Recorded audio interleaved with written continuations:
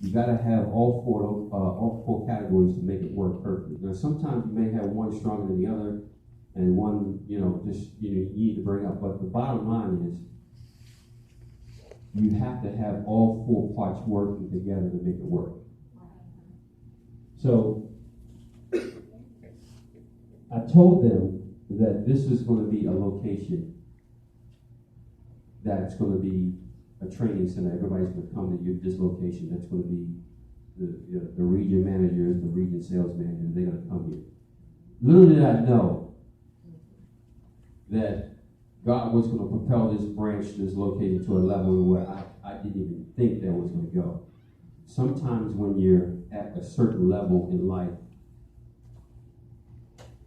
things you did 5 years ago won't get you to a level where you need to be today. Hear me? Yes, sir.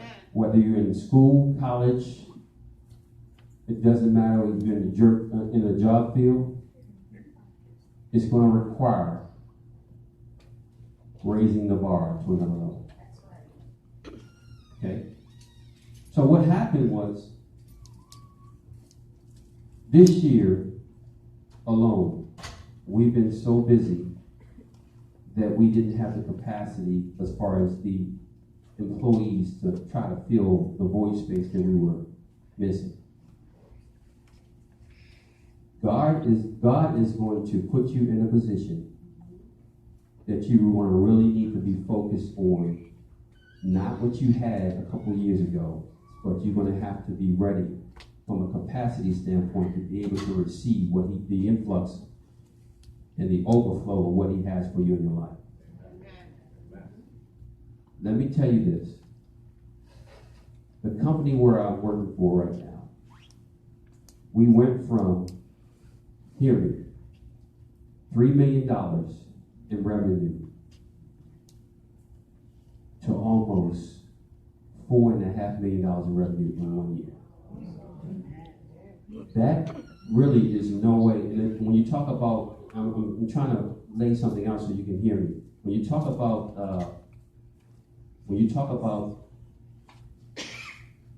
the layout, we go by what we call margin. Margin is basically this. I have all of my employees. I have all the expenses that I pay them. My vehicles, my insurance, people have accidents, all this stuff. And then I have all the money coming in. The company standard for margin is 23.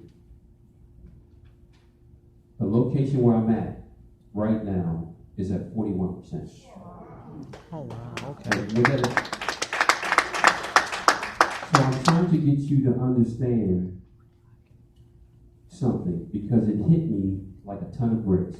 When you start praying and asking for God for something, you have to be ready and be in position to be able to accept what he has for you and the overflow. We talk about overflow. We talk about how God, please pour out your spirit, open up your windows and pour out a blessing so we don't have room enough to receive it.